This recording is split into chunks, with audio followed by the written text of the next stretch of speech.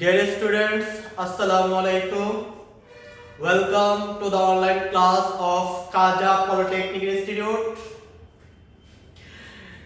I am Muhammad Umar Farooq. Dear students, take my long time no see. I hope you are alright by the grace of the Almighty Allah. Dear students, your first and foremost duty is to be attentive and regular in your studies. Today, I am going to discuss about parts of speech. Let's go to enjoy the class. প্রিয় শিক্ষার্থীরা, আজকে আমি তোমাদের বিষয়ে English গ্রামারে একটা topic নিয়ে আসছি, সেটা হলো parts of speech.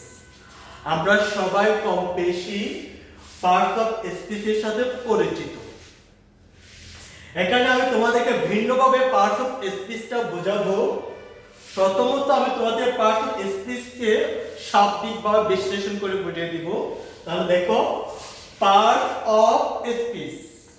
Parts of speech, part শব্দের অর্থ হচ্ছে কি অংশ, অফ স্পিচ শব্দের অর্থ হচ্ছে বাক্য, অর্থাৎ বাক্যের অংশ সমূহ। সুতরাং যদি আমরা পার্টস অফ স্পিচ কাকে বলে জানতে চাই, তাহলে বলতে পারে শাব্দিক অর্থ দিয়ে পার্টস অফ স্পিচ বলে বাক্যের প্রত্যেকটি শব্দকে, ওয়ার্ডকে কি বলা হয়, পার্টস অফ স্পিচ বলে। আর বাংলায় গ্রামাটিক্যালি যদি বলি, তাহলে পার্টস অফ স্পিচ শব্দের অর্থ হচ্ছে কি পদ। কি পদ? ঠিক আছে। আমরা সাধারণত জানি পার্টস অফ স্পিচ 8 ভাগে বিভক্ত। পার্টস অফ স্পিচ কয় ভাগে বিভক্ত? 8 ভাগে বিভক্ত। একটা হচ্ছে কি, প্রথমটা হচ্ছে নাউন, এরপর হচ্ছে প্রোনাউন, এরপর হচ্ছে অ্যাডজেক্টিভ, এরপর হচ্ছে ভার্ব, এরপর হচ্ছে অ্যাডভার্ব, এরপর হচ্ছে প্রিপোজিশন, এরপর হচ্ছে কনজাংশন, এরপর হচ্ছে ইন্টারজেকশন। ঠিক আছে। আমরা সবাই নাউন কাকে বলে জানি, প্রোনাউন সম্পর্কে কি পরিচিত, অ্যাডজেক্টিভ তাও আমরা পড়াশোনা করেছি ক্লাস 10 পর্যন্ত, ভার্ব পর্যন্ত আমরা জানি, অ্যাডভার্বও জানি, প্রিপোজিশন জানি, কনজাংশনও জানি, ইন্টারজেকশনও জানি। আজকে আমরা এই সবগুলো বিবরণগুলো আমি তোমাদেরকে ডাইরেক্টলি উদাহরণের মাধ্যমে একেবারে কাট বলে সহ উদাহরণের মাধ্যমে তোমাদেরকে আমি কি পরিচয় করিয়ে দেব। তাহলে দেখো, আমি এই সবগুলো এই পার্টস অফ স্পিচের যে 8 প্রকারটা দেওয়া আছে, এই 8 প্রকারের উদাহরণ এক উদাহরণের মাধ্যমে আমি তোমাদেরকে বুঝিয়ে দিচ্ছি। ঠিক আছে, তোমরা বুঝিয়ে দিও ভালো করে। তাহলে এখানে দেখো, বুররা Asad got the first prize and he showed it to his father instantly. ঠিক আছে। তাহলে আমরা এই एग्जांपलটা থেকে, এই উদাহরণটা থেকে আমরা নাউন কোনটা, প্রোনাউন কোনটা, অ্যাডজেক্টিভ কোনটা, ভার্ব কোনটা, অ্যাডভার্ব কোনটা, প্রিপোজিশন কোনটা, কনজাংশন কোনটা, ইন্টারজেকশন কোনটা, সেটা আমরা কি করব, নির্ণয় করব। তাহলে দেখো, আমরা প্রথমে এখানে দেওয়া আছে, আমরা এই সেন্টেন্স থেকে ডাইরেক্টলি ব্যাক করে ফেলব। ঠিক আছে।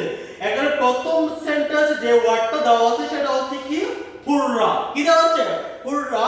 হুররা শব্দের অর্থ দ্বারা মনের আবেগটা বোঝায়, মনের অনুভূতিটা বোঝায়, উল্লাসের জন্য বোঝায়। তাহলে হুররা শব্দটা এখানে তোমার ওয়ার্ডটা ইন্টারজেকশনে পড়বে। কেনটা ইন্টারজেকশন, ইন্টারজেকশন হুররা, হুররা কিসের মধ্যে? ইন্টারজেকশনে। কেন ইন্টারজেকশন হচ্ছে যে ওয়ার্ড দ্বারা, ইন্টারজেকশন বলা যে ওয়ার্ড দ্বারা মনের আবেগ, অনুভূতি, আনন্দ, তারপরে হর্ষ, বিষাদ এগুলো প্রকাশ করা হয়, সেগুলো সেটা হচ্ছে কি ইন্টারজেকশন। এখানে হুররা সেন্টেন্সটা দিয়ে, হুররা ওয়ার্ডটা দিয়ে আমাদের কি বোঝাচ্ছে? ইন্টারজেকশন। তাহলে হুররাটা কি হবে এখানে? ইন্টারজেকশন। হুররাটা কি হবে? ইন্টারজেকশন। ঠিক আছে। হুররাটা কি বলতে পারি আমরা? ইন্টারজেকশন। তাহলে এখান থেকে ডাইরেক্টলি যদি লিখে যদি বলি হুররা, হুররাটা হচ্ছে কি এখানে ইন্টারজেকশন। হুররাটা কি ইন্টারজেকশন, ইন্টারজেকশন। ঠিক আছে। হুররাটা আমরা কি বলতে পারি? ইন্টারজেকশন। আরেকটা মনে রাখবে কথাটা, ইন্টারজেকশন ওয়ার্ডগুলোর পরে। সেন্টেন্সের মধ্যে ইন্টারজেকশন ওয়ার্ডগুলোর পরে সব সময় বিস্ময়সূচক চিহ্ন বসে। কি সূচক? বিস্ময়সূচক চিহ্ন। ইন্টারজেকশন চেনার আরেকটা উপায় হচ্ছে সে ওয়ার্ডগুলোর পরে ইন্টারজেকশনের ওয়ার্ডগুলোর পরে বিস্ময়সূচক চিহ্ন অর্থাৎ এই চিহ্নটা বসে। বুঝতে পারছি? তাহলে এরপর হচ্ছে এখানে আশা। এরপরে কি দেওয়া আছে? আশা। কি দেওয়া আছে?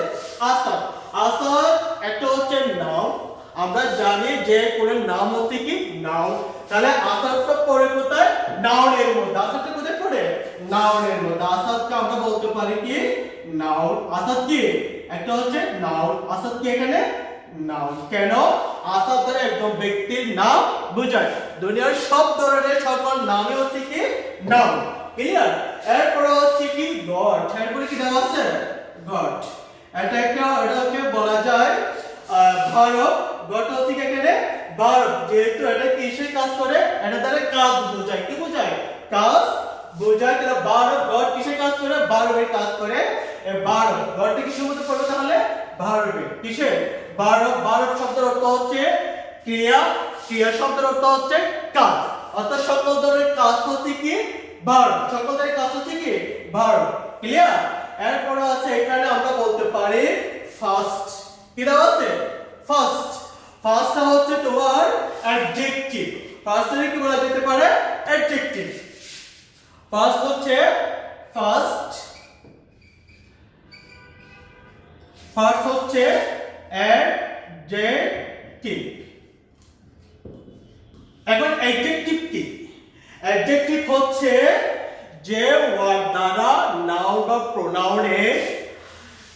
প্রোনাউনের আবেগ, অনুভূতি, তারপর তোমার সংজ্ঞা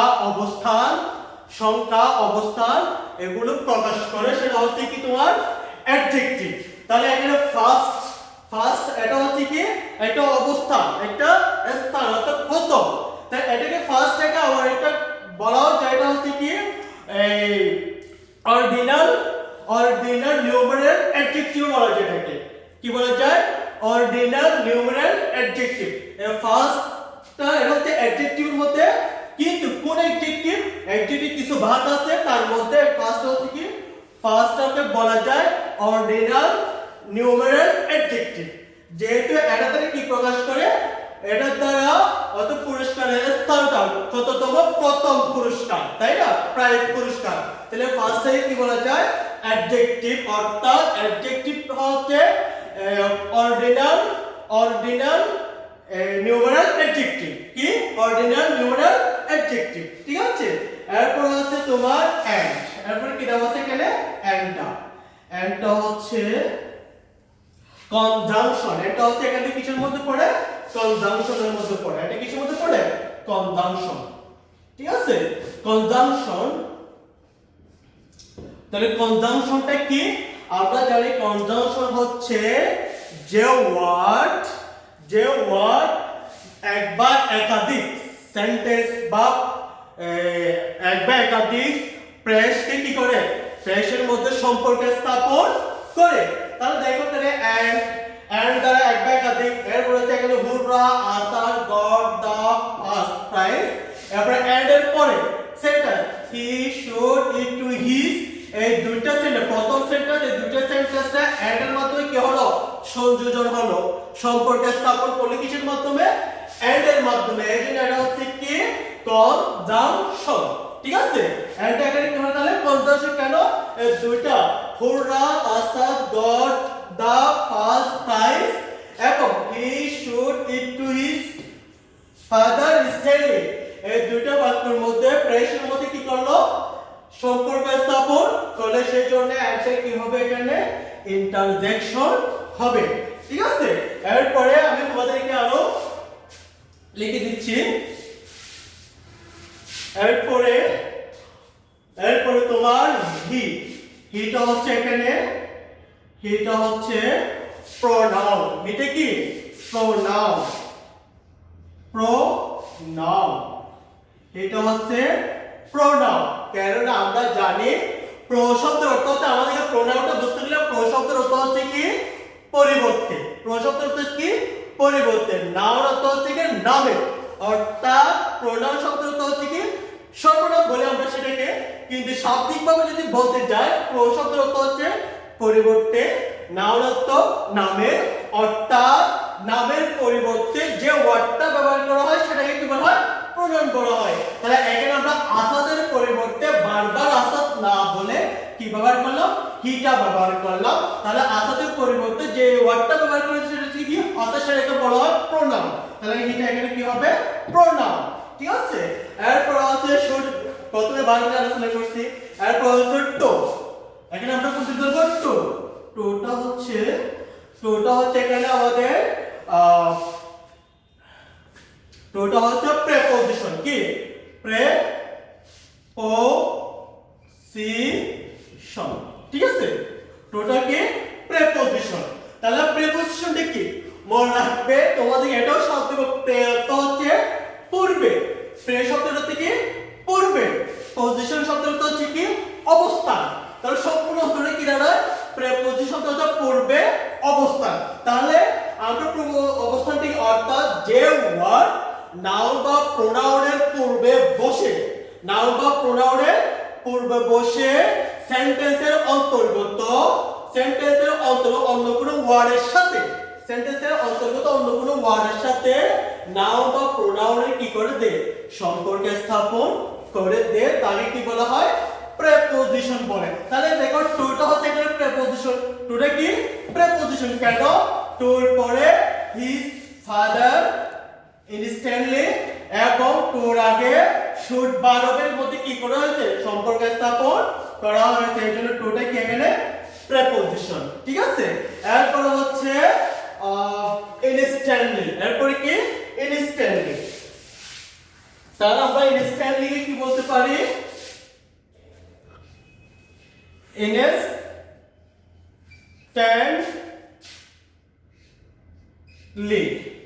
ইনস্ট্যান্টলি হচ্ছে আমাদের অ্যাডভার্ব। ইনস্ট্যান্টলি কি অ্যাডভার্ব, ইনস্ট্যান্টলি কি অ্যাডভার্ব।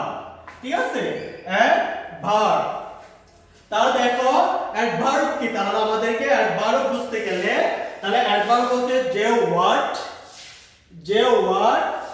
ভার্ব এবং অ্যাডজেক্টিভ এর অবস্থা কি করে অবস্থা নির্দেশ করে প্রকাশ করে, সেটা হচ্ছে কি অ্যাডভার্ব, সেটা হচ্ছে কি অ্যাডভার্ব। তাহলে ইনস্ট্যান্টলি, তাহলে ইনস্ট্যান্টলিটা আমাদের এটাকে বলা যায় অ্যাডভার্বের মধ্যে কিছু প্রকার আছে, কিছু প্রকার মধ্যে তার মধ্যে হচ্ছে অ্যাডভার্ব অফ প্লেস, তারপর adverb of time, adverb of manner, adverb of degree, adverb of number.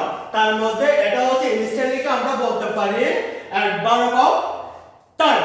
Adverb of time যেহেতু এটা দ্বারা সময় বোঝাচ্ছে, কি বোঝাচ্ছে সময়, অর্থাৎ পুরস্কারটা পাওয়ার সাথে সাথে তার বাবাকে কি করছে তখনই দেখা যাচ্ছে, তাই না? তাহলে ইনস্ট্যান্টলি দ্বারা কি বোঝায়, এটা সময় বোঝায়, সেই জন্য ইনস্ট্যান্টলি এটা হচ্ছে অ্যাডভার্ব অফ কোন অ্যাডভার্ব, অর্থাৎ এটা হচ্ছে adverb of time, adverb of time. Instantly কিসের মধ্যে পড়ে অ্যাডভার্ব অফ টাইম। ঠিক আছে, তাহলে আমরা ইনস্ট্যান্টলি শুধু অ্যাডভার্ব হচ্ছে জানা রাখার জন্য যে সম্পূর্ণ অর্থটা যদি বলি সম্পূর্ণ কি ইনস্ট্যান্টলি না, তো আপনাকে বলতে হবে ইনস্ট্যান্টলি হচ্ছে কি অ্যাডভার্ব অফ টাইম। যে ইনস্ট্যান্টলি একটা কি বোঝায় সময় বোঝায়। বুঝতে পারছো? আজকে তোমাদেরকে এতটুকু, এরপরে আজকে এতটুকু তোমাদেরকে, এরপরে ক্লাসের মধ্যে আমরা ইনশাআল্লাহ নাউনের পার্টস অফ স্পিচের সম্পূর্ণ বর্ণনা দিব। কারণ পার্টস অফ স্পিচ আমরা যে এখানে নাউনটা আসাদের মধ্যে আছে, নাউনের মধ্যে রয়েছে, কিন্তু অনেক সময় নাউনটা নাউন থাকে না, নাউনটা পরিবর্তন হয়, হয়তো অ্যাডভার্ব হয়ে যায়, হয়তোবা কনজাংশন হয়ে যায়, হয়তোবা তোমার অ্যাডভার্ব হয়ে যায়, হয়তোবা অ্যাডজেক্টিভ হয়ে যায়, কিন্তু পার্টস অফ স্পিচের মধ্যে কি হয়ে যায় এগুলো পরিবর্তন হয়ে যায়। আমরা বলতে পারি পার্টস অফ স্পিচটাকে সম্পূর্ণ ভালোর মধ্যে সেন্টেন্সের মধ্যে যদি পার্টস অফ স্পিচটা কি করতে চাই নির্ণয় করতে চাই, তাহলে আমরা কি করতে পারবো না, নির্ণয় করতে পারবো না। সেই জন্য আমাদের কিছু কি জানতে হবে, রুল জানা থাকতে হবে। রুলসগুলো আমরা পরবর্তী ক্লাসে দিব, আমি পরবর্তী ক্লাসে তোমাদেরকে বলবো। ঠিক আছে, তোমরা এই পার্টগুলো ভালো করে একটু বাসায় প্র্যাকটিস করবে, ইনশাআল্লাহ তোমরা এরপরে ক্লাসে পার্টস অফ স্পিচের পরিপূর্ণ আমি তোমাদেরকে ব্যাখ্যাটা প্রদান করব। সবাই ভালো থাকবেন।